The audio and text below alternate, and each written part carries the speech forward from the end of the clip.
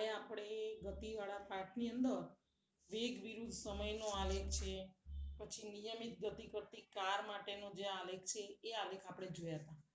હવે આજે આપણે અનિયમિત પ્રવેગથી ગતિ કરતી જે હોય એ અનિયમિત પ્રવેગથી ગતિ કરતી વસ્તુ માટે વેગ વિરુદ્ધ સમયનો આલેખ કેવો આવશે એની આપણે વાત કરીએ. તો અનિયમિત ગતિ કરતી જે વસ્તુ છે એના માટે વેગ વિરુદ્ધ સમયનો આલેખ જો તમને બુક્સની અંદર આ આપણો પેજ નંબર 106 ઉપર આપણને આપેલા છે બંને ગ્રાફ કે આ અનિયમિત પ્રવેગથી ગતિ કરતી હોય ને તો એનો આલેખ આ રીતે આવશે. એટલે એના ઉપરથી આપણને શું બતાવે છે વસ્તુ કે જેમ જેમ વેગ એ સમય સાથે કેવો થાય છે આમાં ઘટતો જાય છે. એકાલેખમાં આ જે ઉપરની રહી ને એની અંદર વેગ એ આ સમય સાથે ઘટતો જાય છે અને બીજી જે છે એ કોઈ વસ્તુના વેગમાં અસમાન ફેરફાર થાય, અસમાન ફેરફાર છે, એક સરખો નથી એમ. એટલે આ રીતે અનિયમિત ગતિ પ્રવેગથી ગતિ કરતી હોય તો એનો આલેખ આપણને આ રીતે મળે છે. હવે આપણને એક બીજી પ્રવૃત્તિ આપી છે, એમાં આપ્યું છે કોઈ બે સ્ટેશનો વચ્ચે જે ટ્રેનની ગતિ જે છે એનો આવવાનો અને જવાનો સમય એ રીતે આપણને આપ્યું છે. દાખલા તરીકે એ સ્ટેશન છે એટલે કે 0 કિલોમીટર ત્યાંથી શરૂઆત થાય છે એમ. 8 વાગ્યાની ટ્રેનનો આવવાનો સમય છે અને જવાનો સમય 8:15 છે. બી સ્ટેશને 120 કિલોમીટરનું અંતર છે, ત્યાં 11:15 આવવાનો સમય છે અને ત્યાંથી ઉપડવાનો જવાનો સમય 11:30નો છે. સી સ્ટેશને 180 કિલોમીટરનું છે, 1 વાગે આવે છે અને 1:15 ઉપડે છે. બરાબર. હવે આનું આપણે ગ્રાફ આમાં તમે જુઓ તો કિલોમીટરનું અંતર જે છે ને અહીંયા 120 કિલોમીટર હતું અને પછી 60 કિલોમીટરના અંતરે સ્ટેશન છે. એટલે એ પ્રમાણે અહીંયા આગળ સમય પણ આ જે છે 120 કિલોમીટરે એ પોતે 3 કલાક ને 15 મિનિટ એને થાય છે અને એના પછી ફરી વખતે આ 60 કિલોમીટરનું અંતર કાપે છે ત્યારે આની અંદર શું થશે 2 કલાક એને ઉપર થશે. એટલે 2 કલાકમાં 15 મિનિટ ઓછી રહે છે. એટલે આવું પણ ગતિ કેવી છે, ટ્રેનની ગતિ અચળ છે કે નહીં એ તમારે ટ્રેનની ગતિ આમાં આપણે એક્સેપ્ટ કરવાનું કહ્યું જ છે કે ટ્રેનની ગતિ અચળ છે. ચલો એ રીતે તમે અંતર વિરુદ્ધ સમયનો આલેખ એ દોરી શકો એમ. બીજું બંને એક ફ્રેન્ડ આપણને આપી છે, એકનું નામ ફિરોઝ આપ્યું છે, એકનું નામ સાનિયા છે. એ બંને દ્વારા જુદા જુદા સમયમાં તેમની સાયકલો વડે કપાયેલું અંતર છે. હવે 8 વાગે શરૂઆત થાય છે એમની. 8 વાગે ફિરોઝ પણ 0 કિલોમીટરે છે, સાનિયા પણ 0 કિલોમીટર, મતલબ ત્યાંથી એ શરૂ કરે છે ઘરેથી એક સાથે. 8:05 થાય ત્યારે ફિરોઝે 1 કિલોમીટર અંતર કાપ્યું, સાનિયાએ 0.8 કાપ્યું. 8:10 થાય છે ત્યારે આને 1.9 કર્યું અને સાનિયાએ 1.6. 8:15 2.8, 2.3 થયું. હવે તમે આમાં જોઈ શકશો બંનેનું સમય જે છે 5 મિનિટે થઈ તો સાનિયાએ 1 કિલોમીટર જેટલું અંતર કાપ્યું છે અને ફિરોઝે, અને સાનિયાએ 0.8 કાપેલું છે. જો હવે બીજી 5 મિનિટ થાય તો પછી ફિરોઝનું 1 કિલોમીટર થવું જોઈએ, તેના બદલે એણે 1.9 કિલોમીટર કર્યું છે. જ્યારે સાનિયાએ તો એક્ઝેક્ટ એમાં 0.8 પાછો ઉમેરાયું છે. 10 પછી 15 મિનિટ થઈ, 15 મિનિટ એમાં પાછું 1.9 ઉમેરાયું છે આમાં કિલોમીટર, અને આની અંદર પાછું ઘટી ગયું, એમાં 0.8 નથી ઉમેર્યું, 0.7 ઉમેર્યું છે. એટલે આમાં જો બંનેનો સમય સાથે ગતિ છે ને એવી અચળ નથી રહેતી. સમય સાથે બેયની અંતર જે છે એ અલગ અલગ કપાય છે. ફિક્સ એનું અંતર છે નહીં, એટલે અલગ અલગ સમયે શાળાએ પહોંચે છે, એક જ માર્ગે ગતિ કરે છે છતાં પણ એમ. એટલે આવી ગતિ પણ અનિયમિત ગતિ છે. હવે આપણે એક અગત્યનો પ્રશ્ન છે કે આલેખીય રીતે ગતિના સમીકરણો કયા કયા છે. એનો મતલબ કે એની અંદર તમારે વેગ અને પ્રવેગ પછી અંતર એ બધા ત્રણેય વચ્ચેનો સંબંધ દર્શાવતા હોય ને એવા સમીકરણો છે અને એને આપણે શું કહીએ છીએ, ગતિના સમીકરણો. અને 3 સમીકરણો છે કે પહેલું સમીકરણ છે v = u + at, જો તમને આમાંથી બધા શબ્દોનું ખબર હોવી જોઈએ કે v શું છે, u શું છે, a શું છે, બરાબર. અને s બરાબર ut plus 1/2 at square. v એટલે શું છે? અંતિમ વેગ. u એટલે શું? પ્રારંભિક વેગ એટલે કે શરૂઆતનો વેગ. અને a એટલે પ્રવેગ, t એટલે સમય અને s એટલે અંતર. આ બધા શબ્દોનો ખ્યાલ હોવો જોઈએ બસ. અને ત્રીજું સમીકરણ છે 2as બરાબર v square minus u square. એટલે આ ત્રણેય સમીકરણોને આપણે આલેખ દોરી અને પછી સાબિત કરવાના છે કે તારવવાના છે. એમ ટૂંકમાં આલેખ દોર્યા પછી જ. તો હવે આપણને વેગ વિરુદ્ધ સમયના સંબંધ માટેના આલેખ એક આપણને આપેલો છે કે અચળ પ્રવેગથી ગતિ કરતી વસ્તુનો આલેખ કેવો હોય. હવે આના ઉપરથી તમારે ગતિના સમીકરણો, આ જે 3 સમીકરણો છે એ આપણે મેળવવાના છે. હવે આપણે જોઈએ કે આલેખ જે છે એ આલેખની અંદર શું હતું કે વસ્તુનો પ્રારંભિક વેગ એટલે શરૂઆતનો વેગ કયો કહેવાય? u, બરાબર.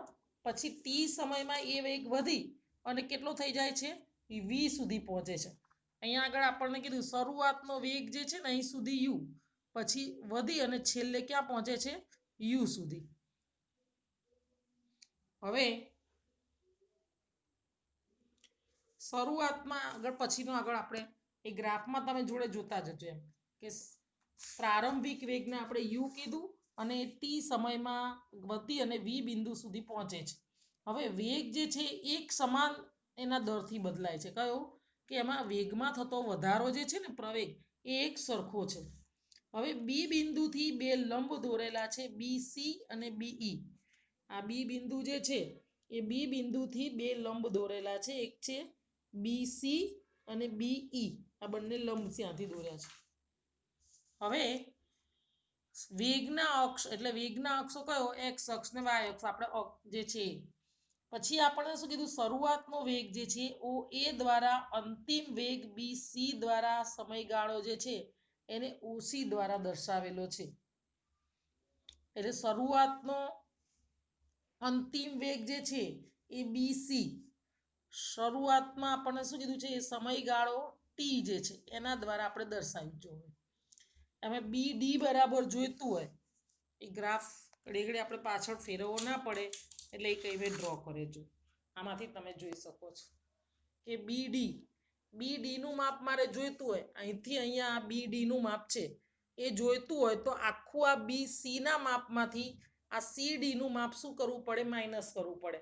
એટલે કે BD બરાબર BC માઇનસ CD. હવે એ શું છે? તો કે t સમયગાળામાં વેગમાં થતો ફેરફાર છે. આ જે BD નું માપ જે છે, આટલું માપ જે છે એ શું છે? તો કે t સમયગાળામાં વેગમાં થતો ફેરફાર. હવે આપણને એમ કીધું કે ભાઈ OC એટલે અહીંથી અહીં છે. આ OC ને એક સમાંતર રેખા આપણે દોરીએ. કઈ સમાંતર રેખા દેખાય છે? આ AD એને સમાંતર છે, બરાબર. હવે આપણે BC નું માપ કહીએ છીએ તો કે BC બરાબર શું થશે? તો આ BC જે છે એ બે કયા અડધા ભાગથી બનેલી છે? BD plus DC. આ બેના માપથી BC આપણે બનેલી છે. હવે આ તમે નીચે જુઓ તો એક લંબચોરસ દેખાય છે અને લંબચોરસમાં હંમેશા સામસામેની બાજુઓ કેવી હોય? સરખી હોય. એટલે કે જેટલું મારે આ DC નું માપ છે એટલું માપ કોનું થાય? OA નું માપ. એટલે કે જે સમીકરણમાં આપણે BD પ્લસ DC લખ્યું હતું તો DC ની જગ્યાએ હું OA મૂકી શકું. આની અંદર જુઓ કે આપણે અહીંયા આગળ કીધું કે BC બરાબર BD પ્લસ DC થાય તો DC ની જગ્યાએ આપણે શું મૂકી શકીએ? OA. હવે BC બરાબર આપણે BD એટલે શું માપ છે? તો કે BD ની જગ્યાએ આપણે BD શોધવા માટે રાખીએ. ચલો, પણ OA એટલે શું છે? તો OA આ તમે આમાં આકૃતિમાં જુઓ, આ OA એટલે શું છે? શરૂઆતનો વેગ. અને એને આપણે શેના વડે કહીએ છીએ? u વડે દર્શાવીએ છીએ, બરાબર. એટલે અને BC એટલે ક્યાં? છેલ્લે અહીંયા અંતિમ આટલે પહોંચે છે એટલે BC એટલે અંતિમ વેગ. એને આપણે v વડે દર્શાવીએ છીએ. તો હવે આપણું જે સમીકરણ છે એની અંદર કે BC ની જગ્યાએ v મૂકો, OA ની જગ્યાએ u મૂકો તો v બરાબર BD પ્લસ u મળે. આના ઉપરથી મારે BD જોઈતું હોય તો v માઇનસ u. હવે આપણે પ્રવેગને શું કહીએ તો કે પ્રવેગ એટલે વેગમાં થતો ફેરફાર છેદમાં લીધેલો સમય. વેગમાં કેટલો ફેરફાર થતો તો બીડી જેટલો, અને સમય કેટલો છે તો કે એડી જેટલો. મતલબ એડી અને ઓસી બે સરખા જ છે, કારણ કે એ લંબચોરસની સામસામેની બાજુઓ છે એટલે.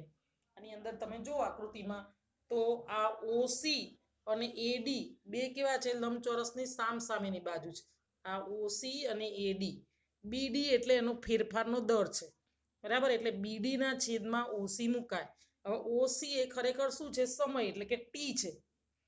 તો હવે આપણે આના ઉપરથી સૂત્ર મેળવવું હોય તો એ બરાબર, આપણે આનું સૂત્ર મૂકીએ તો એ બરાબર બીડી ના છેદમાં ટી મળે, એટલે કે બીડી બરાબર એટી.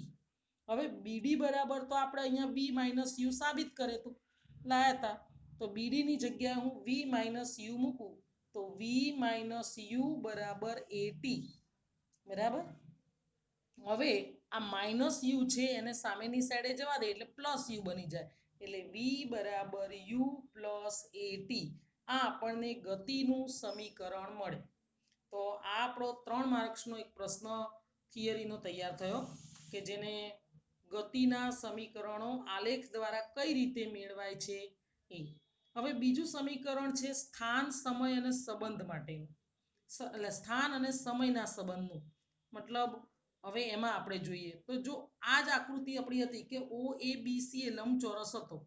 હવે લંબચોરસનું ક્ષેત્રફળ શોધવું હોય, ઓ એ બી સી નું ક્ષેત્રફળ આપણે શોધવું હોય તો લંબચોરસ નું ક્ષેત્ર આખો જોઈએ ને, આખો ઓ એ બી સી, તો એ સમલંબ ચતુષ્કોણ બને છે. આજે આકૃતિમાં તમે જો તો અહીંથી ઓ એ બી અને સી એ સમલંબ ચતુષ્કોણ બને છે. હવે એ સમલંબ ચતુષ્કોણમાં એક આ ત્રિકોણ છે એ બી ડી, અને બીજો કોણ છે? લંબચોરસ છે. હવે ત્રિકોણનું ક્ષેત્રફળ આપણે ભણી ગયા કે પાયો ગુણ્યા વેધ આવે, 1/2 એનો પાયો અને વેધ, મતલબ આ એડી અને બીડી. અને લંબચોરસનું ક્ષેત્રફળ એટલે આ લંબાઈ અને આમ પહોળાઈ, એવી રીતના એનું સૂત્ર આવશે. તો હવે આપણે એ જોઈએ આની અંદર કે લંબચોરસ ઓએડીસી નું ક્ષેત્રફળ જોતું હોય તો એની લંબાઈ ઓએ ગુણ્યા ડીસી. ત્રિકોણનું ક્ષેત્રફળ એટલે 1/2 પાયો ગુણ્યા વેધ. હવે આની અંદર કિંમતો મૂકીએ તો OA એટલે પ્રારંભિક વેગ હતો, OC અને AD બે તો ટી હતો, સમય હતો. BD ની જગ્યાએ AT મૂક્યા તો હવે આપણને આના ઉપરથી સૂત્ર મળ્યું S બરાબર UT પ્લસ 1/2 AT સ્ક્વેર. આ બીજું સમીકરણ મળ્યું. હવે ત્રીજું સમીકરણ છે સ્થાન અને વેગ માટેનું. તો સ્થાન અને વેગની અંદરનું સમીકરણ જોઈએ તો સમલંબ ચતુષ્કોણમાં ઓએબીસી નું આપણે અહીંયા ક્ષેત્રફળ, આમાં ડાયરેક્ટ સમલંબનું જ ક્ષેત્રફળ લઈએ છીએ. તો સમલંબ ચતુષ્કોણના ક્ષેત્રફળનું સૂત્ર શું આવે છે? તો 1/2 વેધ અને કૌંસમાં જે બંને સમાંતર બાજુ હોય એનો સરવાળો, આપણે આવું સૂત્ર એનું આવે છે. હવે આનો વેધ જે છે ને એને ઓસી લઈશું આપણે, અને ઓએ અને બીસી એ સમાંતર છે. આજે અંદર જોઈએ તો આ ઓએ અને બીસી, આ બીસી અને ઓએ એકબીજાને સમાંતર છે, બરાબર. એટલે 1/2 આ બે સમાંતર બાજુનો સરવાળો અને એનો વેધ જે છે એને આપણે ઓસી તરીકે લઈએ છીએ. એટલે આપણે આ સૂત્ર સમલંબ ચતુષ્કોણના ક્ષેત્રફળનું છે. હવે આની અંદર ઓએ ની જગ્યાએ યુ, બીસી ની જગ્યાએ વી, ઓસી ની જગ્યાએ ટી મૂકીએ તો એસ બરાબર યુ પ્લસ વી, કૌંસની બહાર ટી મળે અને છેદમાં 2. હવે આના ઉપરથી ટી જોઈતો હોય તો શું થઈ જશે? ટી આગળ આપણે ટી નું સૂત્ર મેળવેલું છે એ આની અંદર ટી ની કિંમત મૂકી છે. ટી બરાબર વી માઇનસ યુ છેદમાં એ ટી ની કિંમત આમાં આપણે મૂકીએ તો એસ બરાબર V plus U, V minus U છેદમાં 2 એ થાય. હવે આપણે આ એ પ્લસ બી ને એ માઇનસ બી ના જેમ અવયવો ગણિતમાં આવતા હતા એના પ્રમાણે વી સ્ક્વેર માઇનસ યુ સ્ક્વેર, અને આ 2 એને આપણે એસ સાથે આમ ગુણાકારમાં લઈ ગયા, એટલે આ ત્રીજું સમીકરણ. એટલે હવે આપણે આવી રીતના આલેખ ઉપરથી ગતિના ત્રણેય સમીકરણો મેળવી શકીએ, અને આ આપણે પ્રશ્ન તૈયાર કરવાનો અને પૂછાય જ છે. અસ્તુ.